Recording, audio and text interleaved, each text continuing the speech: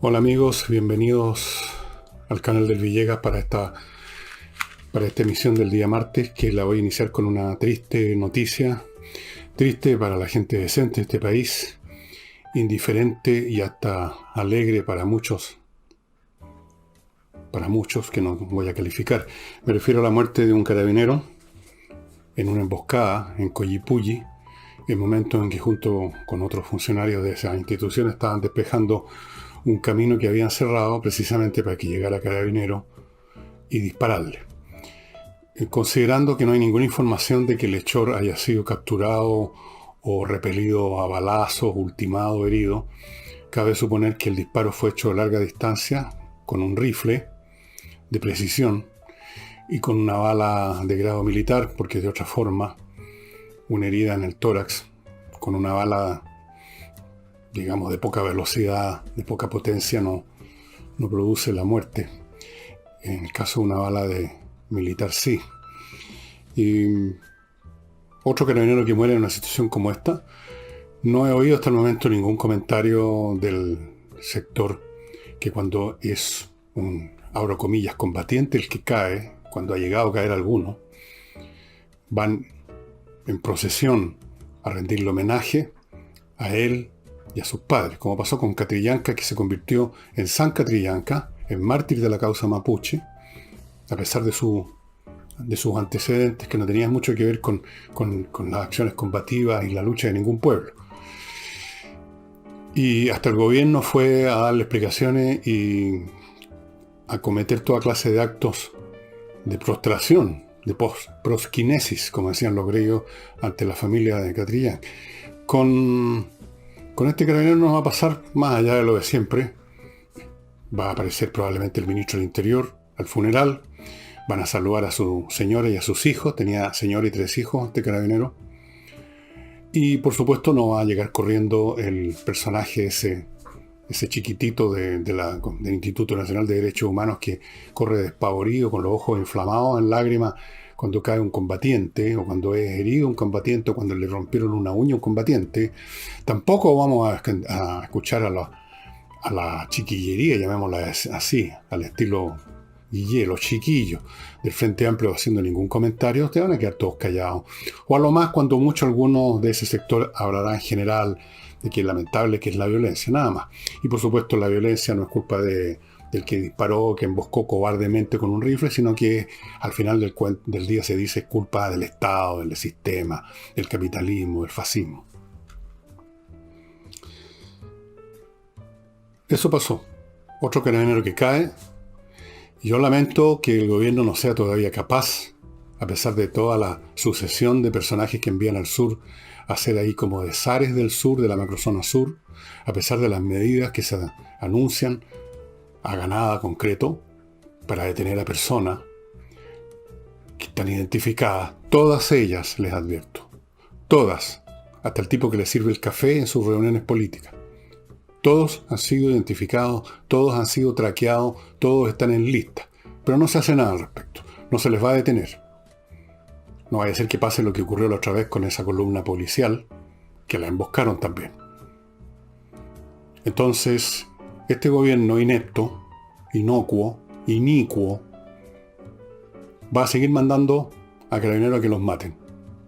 Y si los carabineros llegan a responder, si hubiera ocurrido que este individuo que le disparó a este carabinero, en vez de estar, como yo creo que ocurrió, lejos, escondido, a 200, 300 metros, apuntando con una mirilla telescópica, si hubiera estado encima, si hubiera sacado una pistola y le hubiera disparado al carabinero, y hubieran podido repelerlo a balazo, lo hubieran matado o herido, ahí sí que veríamos la caravana de algún humor de la izquierda para ir a consolar al herido o a los familiares del muerto, y habrían armado un quilombo político de la gran puta. Pero como es solo un carabinero, no importa. Tomen nota, todos los uniformados de este país, de cuál es la situación que se vive, no sigan mirando para otro lado, no sigan creyendo que este gobierno va a resolver las cosas o que se van a resolver solas por milagro. Sigue la violencia contra el país, sigue el asesinato de este país, porque eso es lo que está ocurriendo. Y ahora paso a otro hecho menos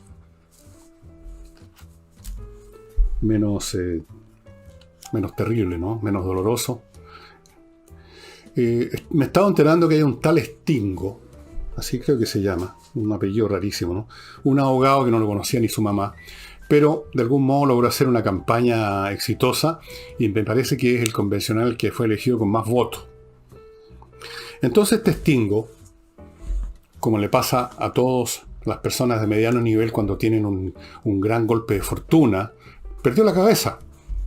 Perdió la cabeza totalmente, se olvidó de lo que él mismo había dicho antes de las elecciones, en que hablaba con un tono mesurado y un poco engolado acerca de los acuerdos. Y ahora dijo, no señores, los grandes acuerdos los vamos a poner nosotros.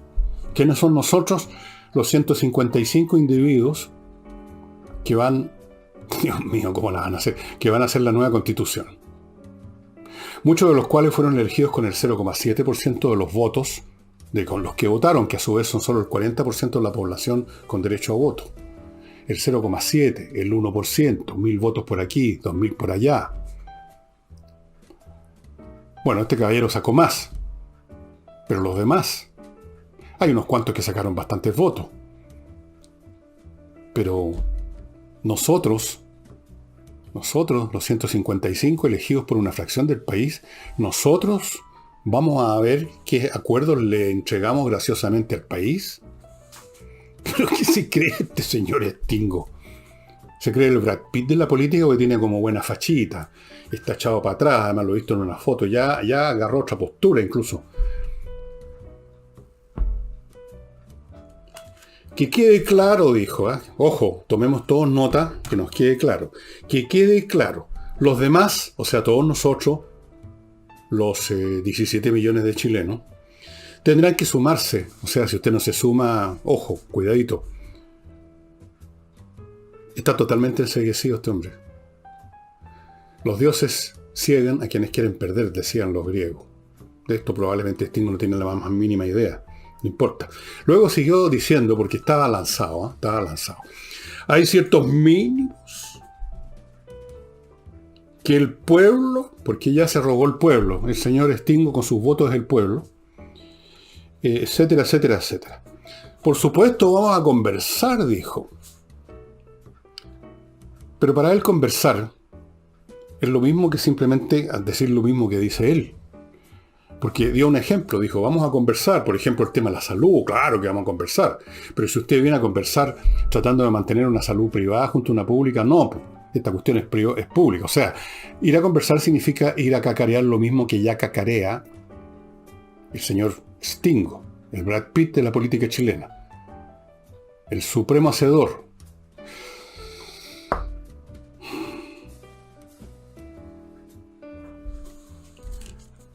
Yo no sé cuántos Stingo hay entre los elegidos. Yo espero que sean los menos posibles, pero no debe ser pocos, ¿eh?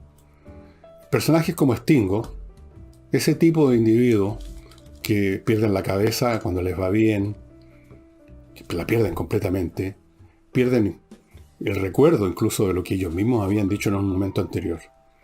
Este Stingo que cree que el país los eligió en calidad no de productores de una constitución, sino que de emperadores.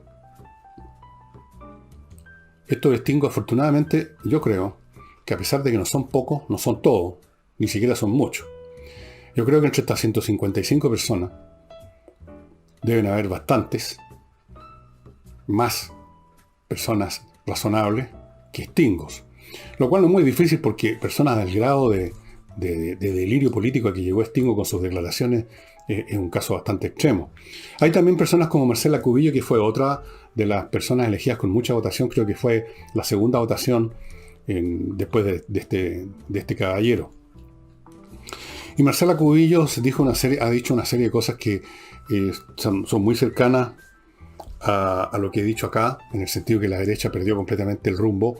La derecha dejó de defender y postular sus propios puntos de vista que supuestamente tenía más bien, que la derecha ha creído, con una estupidez impresionante, que se puede conquistar el voto de los que ya están inclinados hacia el discurso políticamente correcto de la izquierda, como si acaso la gente que está inclinada a eso va a preferir a un sucedáneo al producto original. Y que esa es la fórmula del fracaso y tal cual ha sido. Recuerden que usted ayer hizo un programa donde me mencioné a este caballero de Renovación Nacional que se preguntaban qué es lo que no hemos visto. Y yo le expliqué qué es lo que no han visto. Marcela Cubillo tiene muy claro también lo que no han visto. Ningún movimiento político, religioso o de cualquier naturaleza puede subsistir si quienes son sus voceros, sus dirigentes, no creen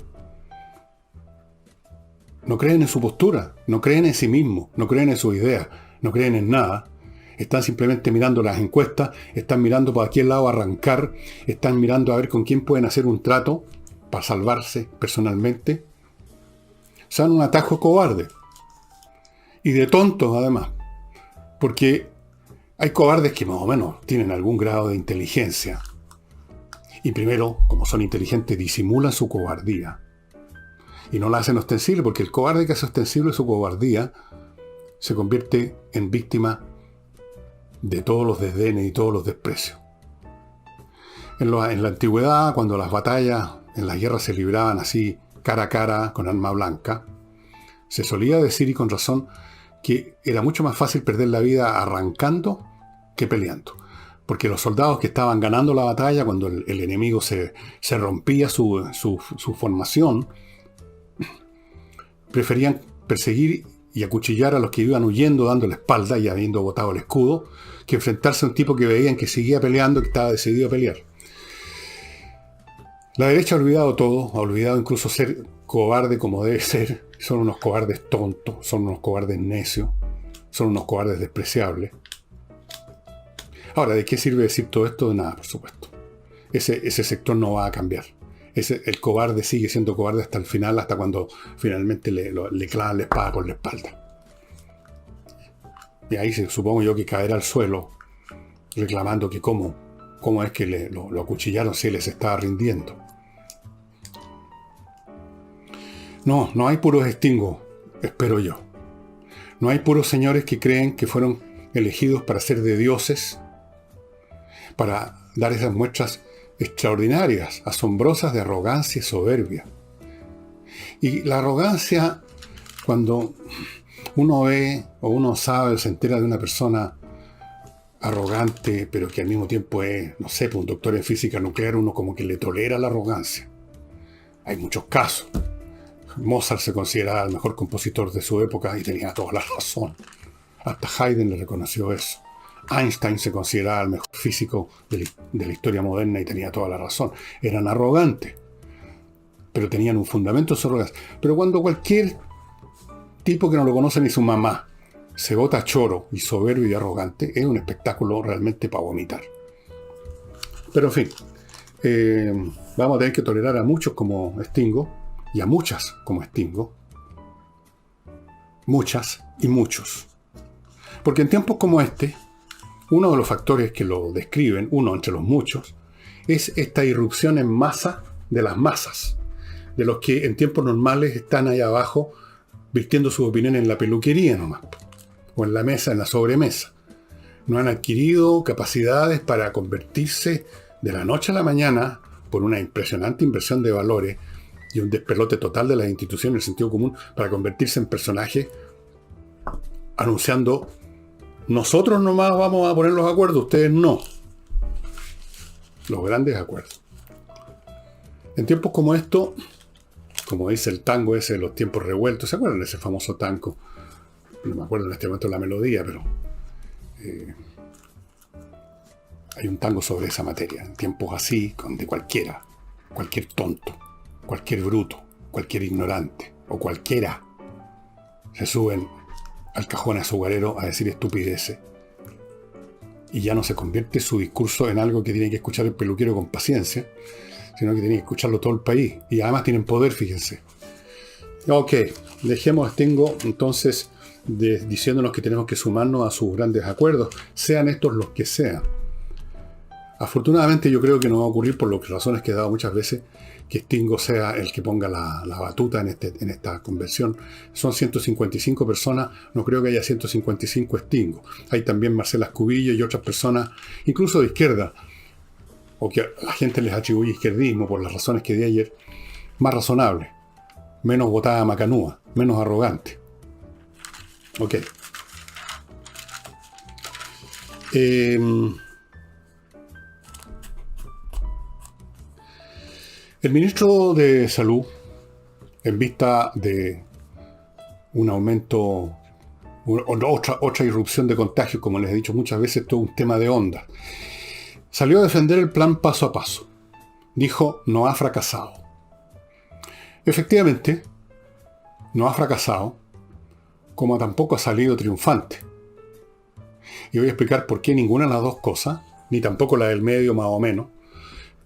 Pero antes de eso, me voy a dedicar a mi primer bloque comercial, amigos, que lo inicio con inviertanusa.cl, esta empresa chileno-norteamericana que le facilita enormemente invertir en ese país, que le ofrece desde ya un portafolio con 3.500 franquicias, le ofrece cientos de opciones inmobiliarias en Estados Unidos, le consigue cuentas corrientes en banca norteamericana, le consigue créditos y financiamiento hipotecario, lo asesora paso a paso, lo ayuda a constituir sociedad en Estados Unidos, llegado el caso le consigue una visa de residencia en Estados Unidos, y ahora lo invita a un seminario este jueves acerca de posibilidades de inversión en Florida. Inversiones muy, pero muy interesantes. Yo le sugiero que entre a inviertanusa.cl y vea el modo de sumarse a este seminario que se va a dar este jueves a las 12 del día. Ya saben, en inviertanusa.cl. Y para tener una parte de sus recursos, de sus ahorros toda su vida, de lo que sea, a buen recaudo para cualquier emergencia, le sugiero que entre a compreoro.cl y adquiera oro, como estos lingotes chiquititos, pero que son muy valiosos, y plata, como este lingote de plata pura, que también es muy valioso. Las dos cosas son objetos físicos que usted tiene en sus manos literalmente. Están en pleno control suyo. Los tiene en su casa, en su oficina, en su caja fuerte, en el velador, donde quiera. Los lleva donde quiera y son recibidos en todas partes. Son valores reales, son objetos físicos con valores reales, metales preciosos que en todo a lo largo de la historia humana han sido valorados. Así que es una buena manera de tener parte de sus recursos a buen recaudo en una póliza de seguro, podríamos decir, para cualquier eventualidad. Y vuelvo al tema de la defensa del plan paso a paso y dije que no ha fracasado ni tampoco ha resultado airoso. Porque el tema de la pandemia, como lo he explicado, como lo he dicho 1000 veces, es un proceso que opera de acuerdo a sus propias lógicas y por lo tanto los contagios que resultan de las naturales iteraciones entre las personas se van a producir por razones matemáticas de acuerdo al número de personas que están interactuando, en función del pool de gente que está interactuando, y todos esos procesos son autónomos e independientes de estas medidas. No ha sido, ni va a ser un fracaso, ni va a ser un gran éxito, salvo que se hubiera llegado al extremo de clausurar el país entero todo el tiempo. Como he dicho, eso es imposible.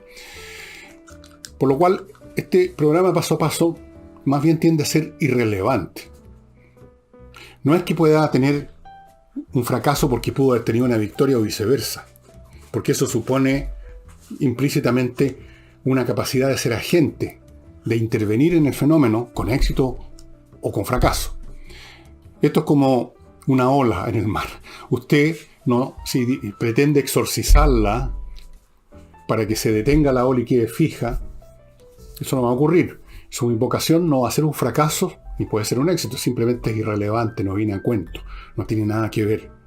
Los contagios se van a seguir produciendo en la medida que nos tenemos que mover, pues amigos, para ir a trabajar.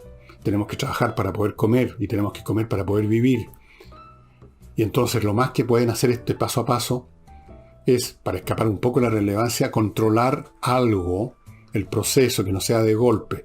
Esto se dijo desde el principio, no lo dije yo solamente. Se dijo desde el primer momento a la gente que entiende esta cuestión. Entonces, el ministro tiene que salir a defender. Por supuesto, el colegio médico, que se convirtió en el colegio de la señora Sitges, Yo no sé hasta qué punto verdaderamente los médicos apoyan las posturas del colegio médico. La prensa, por supuesto, con su habitual inteligencia, habla del colegio médico, opina esto, el colegio médico dice lo demás allá, como si detrás de esa expresión colegio médico estuvieran todos los médicos de Chile. Está la señora Sichel, simplemente, y su círculo de amigotes, todos ellos probablemente revolucionarios y progresistas. La señora Sichel comunista. Ha sido sistemáticamente un crítico de toda medida o falta de medida del gobierno en esta materia. Van a continuar los contagios hasta que simplemente por sus propias dinámicas internas la epidemia termine, simplemente porque o los contagiados se murieron, o los contagiados se mejoraron, o los contagiados no se contagiaron porque estaban vacunados. O sea, no hubo contagiados. Y una vez que ese proceso se dé, el virus no va a tener huéspedes, no va a tener quien los reciba, y entonces va como epidemia a desaparecer y va a quedar en estado de latencia, como otras enfermedades que están siempre ahí, pero que no funcionan a nivel de epidemia, porque se crean los anticuerpos, se crea el fenómeno de la masa, que ya está, digamos, como colectivo inmunizada en un grado importante. Eso es lo que va a ocurrir, eso es lo que está ocurriendo. Y está ocurriendo no solo en Chile, sino que en todas partes. No sé cuántas veces más hay que decirlo, pero ahí todavía siguen habiendo porfiados, no inspirados por su ignorancia en materias epidemiológicas o de sentido común, sino que inspirados por una cuestión política de fastidiar, como lo han hecho desde el primer día hasta el último, con el primer ministro, con el segundo ministro, hasta el último, todo lo que se ha hecho. Si el gobierno hace algo, está mal hecho. Si el gobierno no hace algo, debió haberlo hecho. Entonces, el ministro, que es un hombre muy poco beligerante, que es un hombre más bien que tiende al pacifismo, leninismo, que debieran darle el Premio Nobel de la Paz, siempre sale a defenderse, a dar explicaciones, en vez de mandar de una vez por toda la mierda a estos críticos, como debiera haber hecho hace rato. Pero en fin, él sabrá mejor que yo, ¿no?, lo que puede hacer, lo que quiere hacer. Todavía hay en Chile, en todos los campos de la actividad, ¿no?, gente que cree que uno puede aguanarse con los destructores, con los progresistas, con los revolucionarios. No, señor, no se puede. Vamos a ver. Mientras tanto, saltando momentáneamente al plano internacional, Ecuador, como ustedes saben, eligió a un hombre de derecha como presidente, después de haber tenido hombres de izquierda, con lo cual, una vez más, tenemos un ejemplo del eterno ciclo que alguna vez lo mencioné, especialmente en los países de opereta de América Latina, en que un gobierno de izquierda es sustituido por un gobierno de derecha. Una vez que la gente se pega la cacha que el gobierno de izquierda dejó la crema, entonces a regañadiente eligen un gobierno de derecha, no porque sean unos genios los de la derecha, sino que por lo menos no hacen burradas tan grandes y más o menos restituyen o sanan las cosas. Entonces, una vez que están sanas, la gente se olvida del asunto y vuelven a empezar los reclamos, los rebuznos, los rezongos, las críticas, y vuelven a elegir un gobierno de izquierda que vuelve a dejar la crema, y así nos pasamos en eso. Entonces Ecuador, que tenía un gobierno de izquierda, ahora eligió a un hombre de centro derecha, o sea, de derecha, digamos las cosas por su nombre. Y este personaje, en el acto de asumir el cargo, dijo que él venía a poner fin al caudillismo. Pero lo dijo en un tono propio de un caudillo, en realidad. El caudillismo, este viejo cáncer de la política de todos los tiempos, pero especialmente en Latinoamérica, también en Europa hubo caudillismo. Mussolini era un caudillo, Hitler era un caudillo, eso es lo que significa la palabra Führer. ¿Qué es lo que es el caudillismo? Es una buena pregunta, ¿no es cierto? El caudillismo es cuando en una estructura política todo el poder cae en manos de un individuo. Toda la credibilidad política, el pueblo se la asigna no a un partido, a una idea, a un movimiento, a un programa, sino a un individuo. Es una cosa muy humana, supongo, buscar salvadores, ¿no?, que caigan del cielo, el mesías político. El caudillismo. Naturalmente, en tiempos más antiguos el caudillismo no se basaba simplemente en lo que la gente creyera que el gran caudillo podía entregarle, sino que también se basaba en que detrás del caudillo habían unos cuantos gorilas, por supuesto. Caudillismo. ¿Tuvimos caudillismo en Chile? Hasta cierto punto, sí. Por ejemplo, Arturo Alessandri tenía muchos rasgos de caudillismo, pero era un presidente constitucional que funcionaba de acuerdo a las normas de la estructura republicana de la época. ¿Fue un caudillo Salvador Allende? Hasta cierto punto sí. era por lo menos un líder, no sé si caudillo de su sector, pero no del país. Fue elegido y gobernó como presidente de acuerdo a las normas constitucionales de la República de esa época.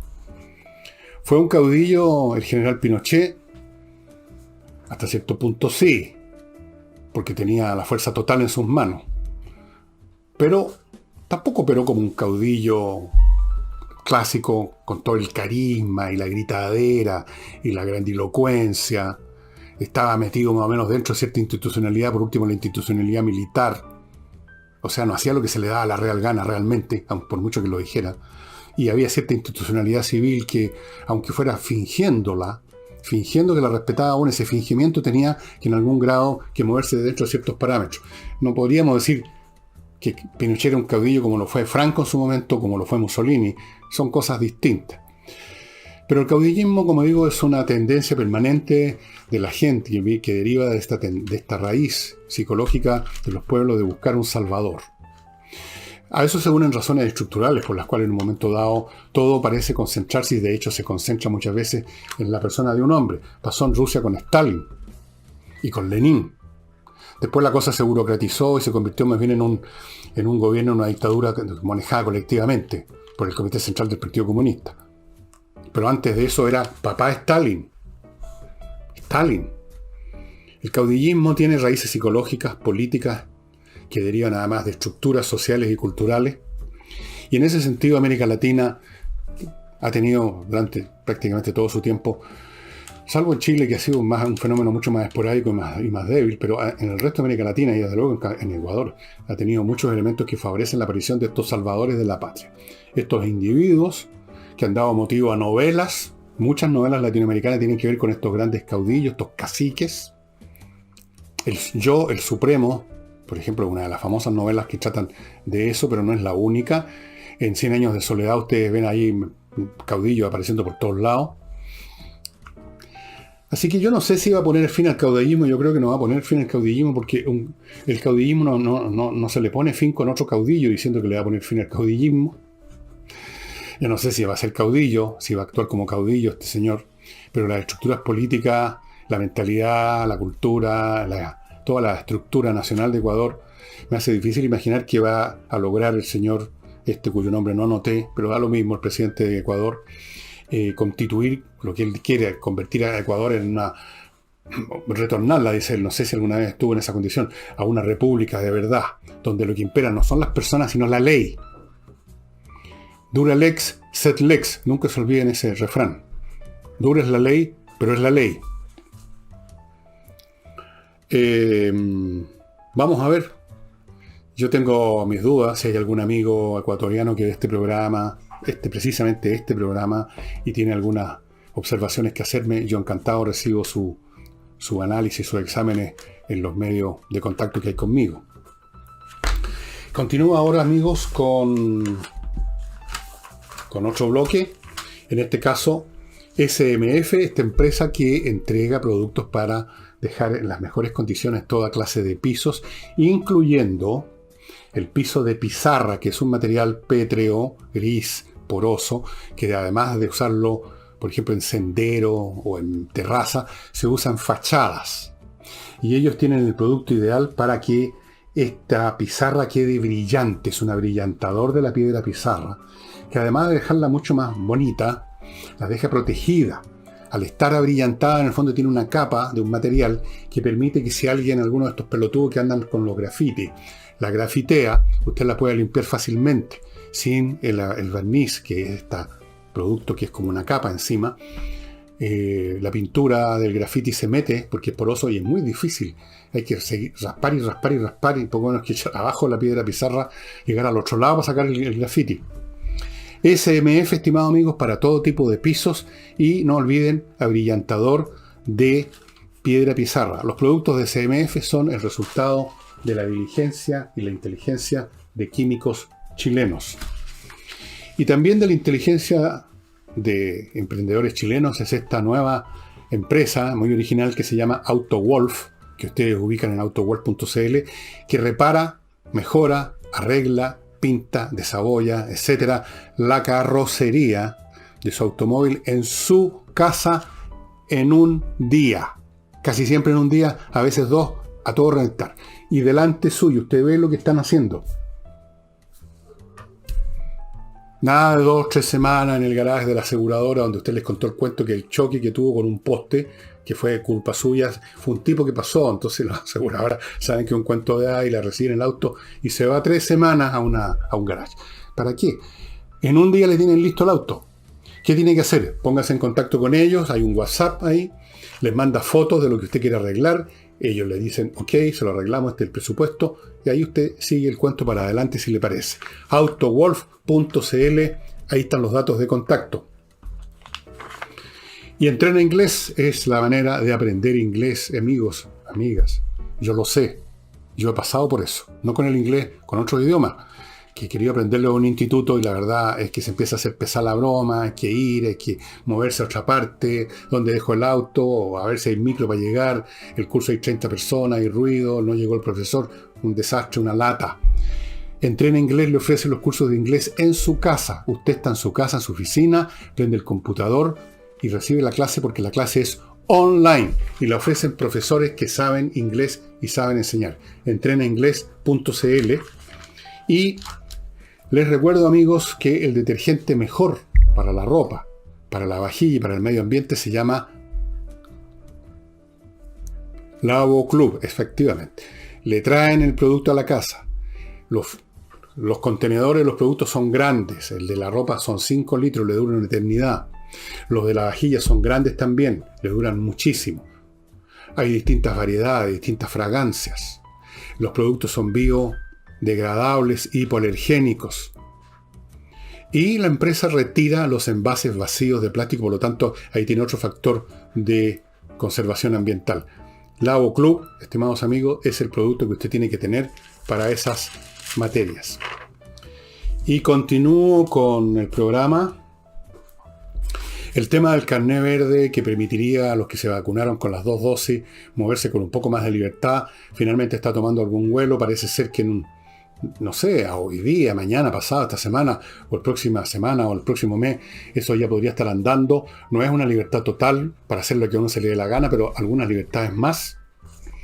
Y naturalmente el colegio médico salió a criticar, como les digo yo, es la función, parece ser, del colegio médico, no es verificar la corrección de sus miembros, sino que estar jodiendo a todo lo que se promueva, a todo lo que se diga. Entonces le pareció, explicó. El colegio médico no entiende, parece, que la razón de ser del carné verde, aunque se diga que es para premiar a los viejitos como yo, que hemos sido responsables, que nos vacunamos, que estamos Liz Taylor ya, eso está bien, suena muy bien, pero la verdadera razón del carné verde es estimular a que los más jóvenes que se sienten, digamos, aquí las traigo Peter, se vacunen. Es un estímulo para aumentar la rapidez de la vacunación, para quitarle huéspedes al virus. Y por lo tanto es una buena medida.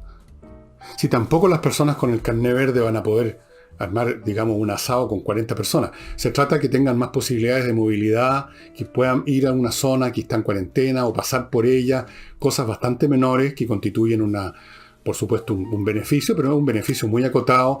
Pero insisto, el beneficio principal es el tema de la estimulación de quienes no se han vacunado a hacerlo. Y yo creo que es una buena medida. Y entiendo que se va a poder obtener llamémoslo carné, en internet. Yo estuve echando una mirada al procedimiento, hay que mandar el número carné, le dan a uno un número. Bueno, hay un procedimiento un poquito burocrático y finalmente uno va a recibir seguramente en el mail, va a recibir un documento que uno lo puede imprimir y lo puede tener en el bolsillo, no sé. Pero se va a hacer. Me parece una buena idea, me parece bien. Y volviendo ahora de nuevo a la política, estimado amigo, doña Carmen Frey, ilustre militante del Partido Demócrata Cristiana y que está actuando en este momento como presidenta interina de la ADC, o más bien diría yo, es el forense que está por levantar el cuerpo de la ADC, la novedad del año, llamado a la unidad de su partido. Ha llamado a la unidad como si con eso tal vez pudiera lograr un milagro. Yo me pregunto si Jesús llamó a la unidad a Lázaro para que resucitara.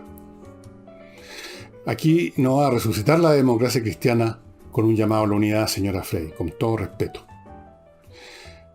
Puede resucitar la democracia cristiana, va a resucitar la democracia cristiana y debe resucitar la democracia cristiana si ese llamado a la unidad suyo lo hace menos hacia sí misma, hacia el propio partido, que hacia los otros partidos con los cuales, el Partido Socialista, por ejemplo, el Partido Radical, el PPD, con los cuales la democracia cristiana participó en tantos años de gobierno durante la Concertación. Esa es la unidad que interesa, señora Frey, no la unidad alrededor de qué, no sé, de la democracia cristiana.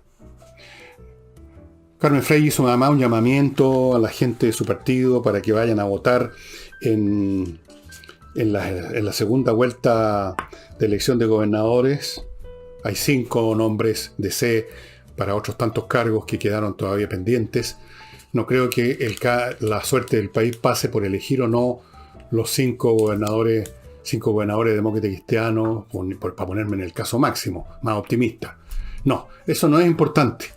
Lo importante es que la democracia cristiana deje de seguir enganchada como carro de cola al tren de la izquierda. Que se desenganche y que busque con otros partidos una reconstitución de ese bloque de centro-izquierda, que es lo que este país necesita para no caer en situaciones como las que... para no caer en manos de los extingos, pues. Para no caer en manos de los maximalistas, de los termocéfalos, o de los acéfalos, más bien dicho. Señora Frey, el tema de la unidad del Partido Demócrata Cristiano y de ganar o no gobernaciones más o menos ya no es relevante. Realmente ya eso es una cosa menor en este minuto. En este minuto los partidos políticos y los políticos responsables que no quieren que el país se desplome, se vaya a la ruina, tienen que estar pensando en cosas mayores. No en la suerte de su partido, no en un llamamiento a la unidad a su partido. El llamamiento a la unidad tiene que ser a otros sectores. Tiene que ser a todos los sectores que no comulgan con la izquierda, que se sienten en este momento triunfante y que está por lo mismo manifestando en algunos individuos este talante arrogante y soberbio, que espero sea una señal de que los dioses los están cegando porque los quieren perder. Así que, doña Carmen, por favor, con todo respeto, ¿no? Y me permito citar otra frase que dijo doña Carmen. Dijo: seamos la voz de la esperanza para los días difíciles que estamos viviendo. Bueno, no son los días los que tienen voz, sino que son las personas que están viviendo los días difíciles, pero en fin, da lo mismo. Quiero adivinar en esta frase un poco rara, no muy lógica, pero quiero adivinar que su intención, que su tono es más o menos, tiene que ver con el hecho de que ella detecta, como política de mucha experiencia, como Carmen Frey es, lo que está en juego realmente. Así que yo la invito, voy a repetir, a que junto con otras personas de su sector, que no son pocas, busque la unidad con otras fuerzas que permitan controlar los acontecimientos. Esa es la unidad más importante de todas. Que no suceda, señora Frey, usted fue testigo, usted fue parte de esa época, como yo, que no suceda lo que pasó en el año 70, pues. Cuando la democracia cristiana fue la llave que abrió la puerta de la moneda para la UP. Y de seguro usted, señora Carmen Frey, no querrá que tenga que repetirse la historia, como sabe que se repitió, como sabe que ocurrió. Yo no creo que usted quiera que se repita la historia, ¿no es cierto? Entonces, no permita que su partido se convierta en la llave que abre o que ayuda a abrir la puerta hacia el desastre, hacia el abismo. Porque esta gente de la izquierda, aunque no todo, una fracción nomás, tienen ideas claras y precisas en cuanto a que quieren crear una revolución, una sociedad socialista, o como quieran llamarla ahora, hay muchos elementos de todas formas que tienen pésimas ideas sobre materias económicas, políticas, culturales, etcétera, y que de todas formas, siendo o no siendo comunistas, llevarían a este país a la ruina. Pero eso solo está a la vista, a la vista. Así que, señora Frey, súmese a la verdadera unidad que se requiere ahora y olvídese de los detalles domésticos de su partido. No, que no se repita la historia, ¿verdad? No vale la pena. Y paso ahora a otro bloque comercial. Controller, estimados amigos, una empresa que le permite a la suya funcionar mucho mejor. Ellos revisan el área de gestión, encuentran las fallas que hay, que nunca dejan de haber, se las indican, se las señalan, le dan los remedios y su empresa empieza a funcionar mucho mejor de lo que usted jamás imaginó que podía funcionar. A veces uno se acostumbra a andar mal, con un dolor, con una situación, arrastrando una pata, y no se da cuenta que las cosas podrían ser mucho mejor con solo tomar los remedios debidos. Controller es ese remedio debido para el área de gestión de su empresa. Y para vender, ahora no para mejorar, sino que para vender su propiedad, Hey es el hombre. Hey es el que maneja la empresa inmobiliaria más eficiente de Chile. Punto. Y la prueba de ello, porque no lo digo simplemente yo, es que si usted quiere que le vendan su propiedad, yo le sugiero que llame de inmediato a Hey, porque tiene la carpeta llena, porque ya se corrió la voz lo rápido que vende. Ángel Hey. Y otra cosa que hay que hacer rápido es vender las millas acumuladas por sus vuelos, estimados amigos. Si usted ha volado últimamente o el año pasado o cuando sea y tiene un montón de millas, no crea que esas le van a durar para siempre. Las empresas las eliminan en un momento dado. Y usted se queda en huevo. Se queda en cero. Antes que eso pase, entre a kmmillas.cl y véndaselas. Ellos le van a comprar sus millas. ¿Qué le parece a usted? ¿Qué le parece a usted? Le van a comprar sus millas y esa cantidad abstracta, ese número, qué sé yo, 44.333, se va a convertir en plata. Y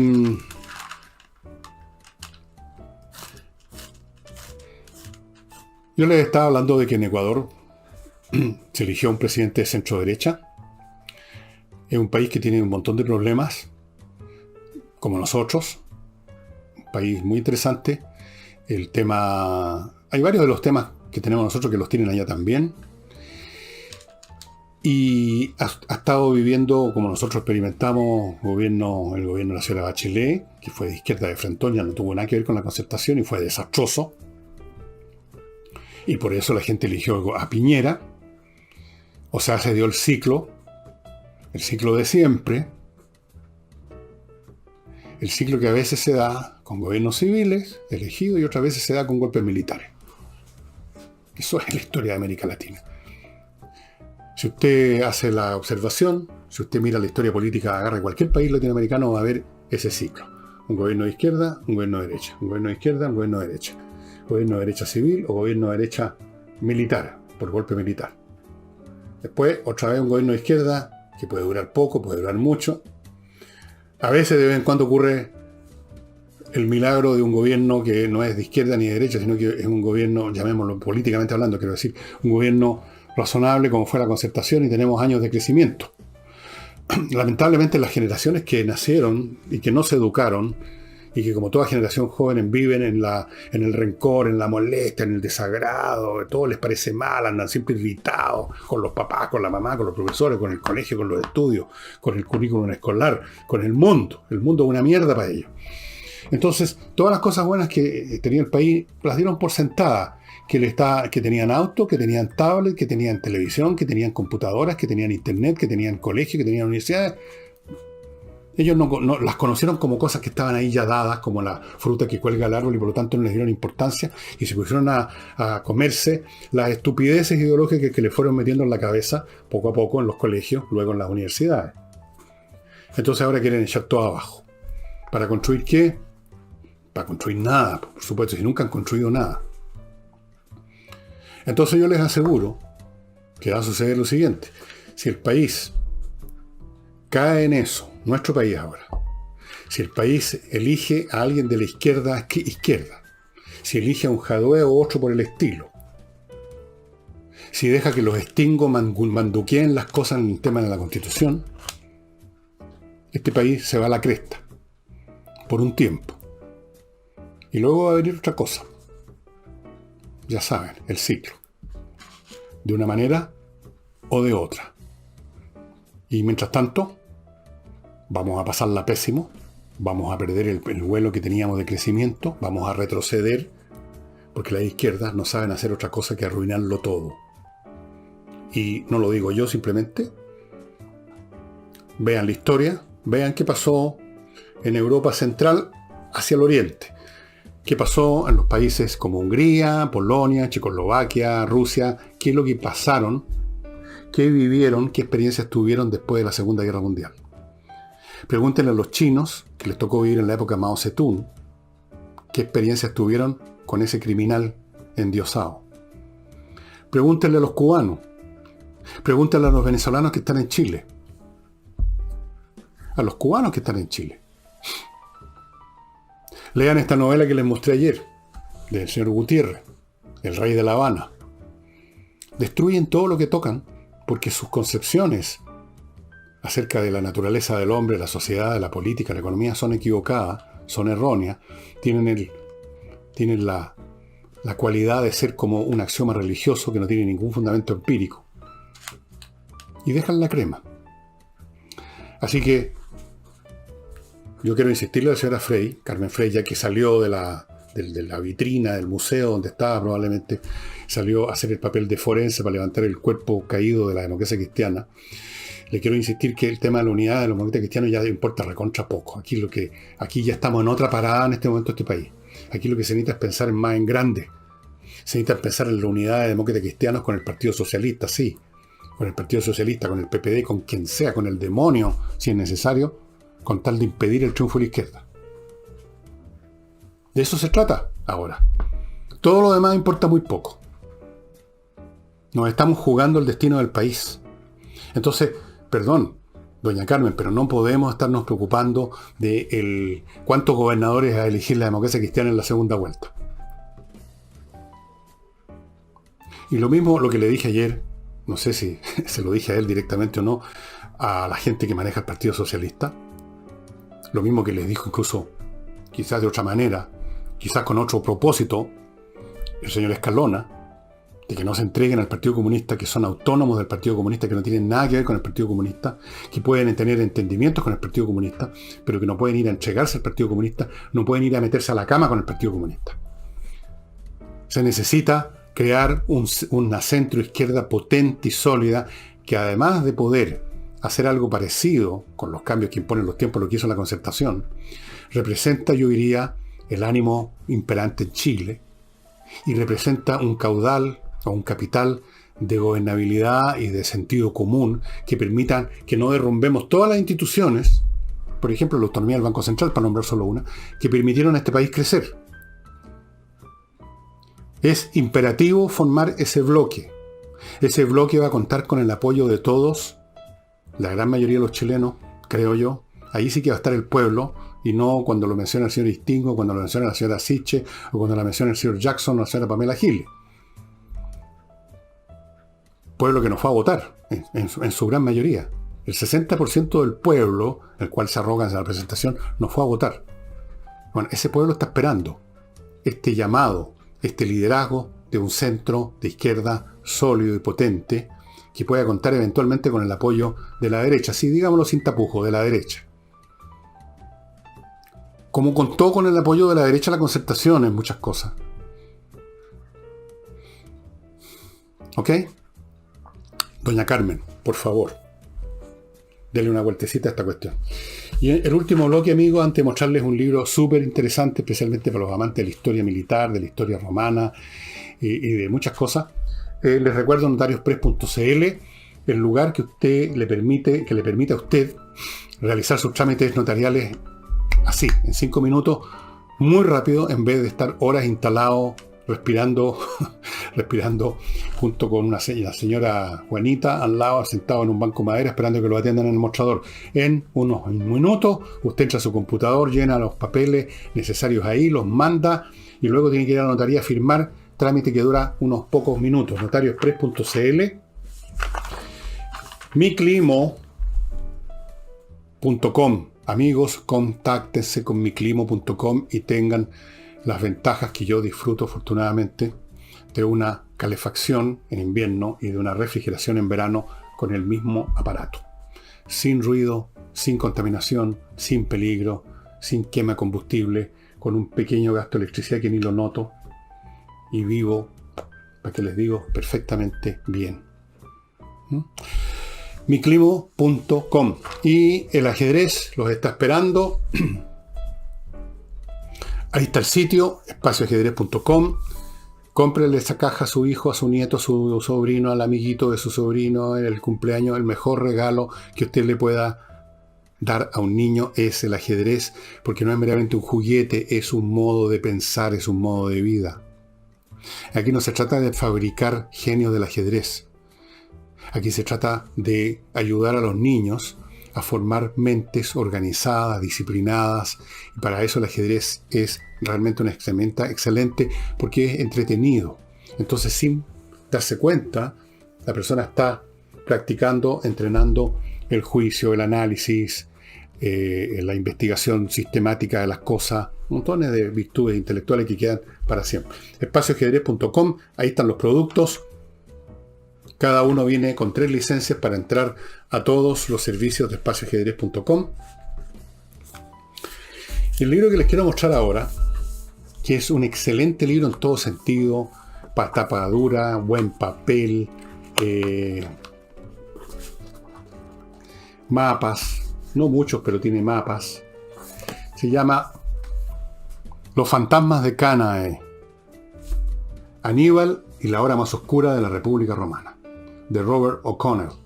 Cánae es una batalla que se libró entre las tropas profesionales y mercenarias de Cartago, que estaban dirigidas por Aníbal, el gran capitán, y varias legiones romanas dirigidas por los dos cónsules que estaban a cargo. Y esta fue la peor derrota, casi una de las 2 peores derrotas que haya sufrido en toda su historia Roma, sumando tanto durante su periodo republicano, como fue en este caso, como durante su periodo como imperio. Es la batalla clásica de envolvimiento, como se llama en este tipo de batalla, es decir, una batalla en que uno de los beligerantes rodea completamente al enemigo, por lo tanto lo ataca por todos lados al mismo tiempo, no lo deja maniobrar y lo destruye de una manera completa, ya sea porque mata o deja inválido a los soldados o los toma prisioneros. En cualquier caso dejan de constituirse, deja de existir como ejército ese grupo de individuos.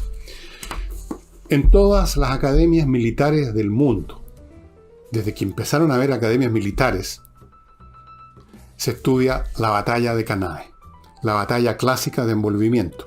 Y tanto es así que incluso en guerras modernas se trató de aplicar la estrategia de Aníbal. Por ejemplo, al inicio de la Primera Guerra Mundial, el plan llamado de von Schlieffen, aunque es bastante vago si fue realmente el plan de von Schlieffen, si ese era su plan, pero así se terminó llamando. Como todas las cosas en la vida, hay mucha confusión y mucha caricaturización o simplificación. El hecho es que el plan de los alemanes al principio, en agosto de 1914, era precisamente lograr la destrucción del ejército francés con un envolvimiento. Ejércitos pasando a la izquierda del dispositivo francés por Bélgica y agarrándolos por acá, mientras también los atacaban por acá. La batalla de envolvimiento es el non plus ultra de la táctica militar. Pero aquí no solamente está contada en este libro la batalla sola, sino que, por así decirlo, todo el contexto. Cómo se inicia esta batalla, o sea, a qué guerra pertenece la Segunda Guerra Púnica entre romanos y cartagineses, en el finales del siglo 30 a.C. Esta batalla se libró el año 216 a.C. ¿Cuáles eran las estrategias o las tácticas militares? ¿Cuál era la estructura del ejército romano en esa época? Del ejército de Aníbal. ¿Qué ¿Cuál fue la táctica que usó en esa batalla, pero también en otras, Aníbal, que nunca fue derrotado en Italia? Nunca. La única derrota que sufrió Aníbal fue en la batalla de Sama, en el norte de África, cuando ya estaba la guerra terminada prácticamente, a manos de un gran general romano, que algo habían aprendido en todo este periodo, Escipión el Africano.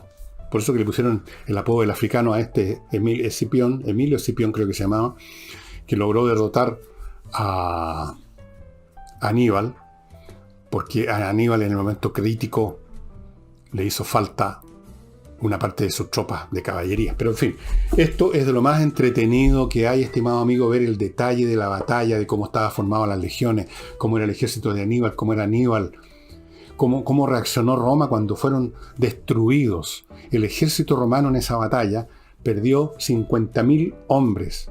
Es la batalla más sangrienta y más destructiva que conoció la historia militar hasta la Primera Guerra Mundial.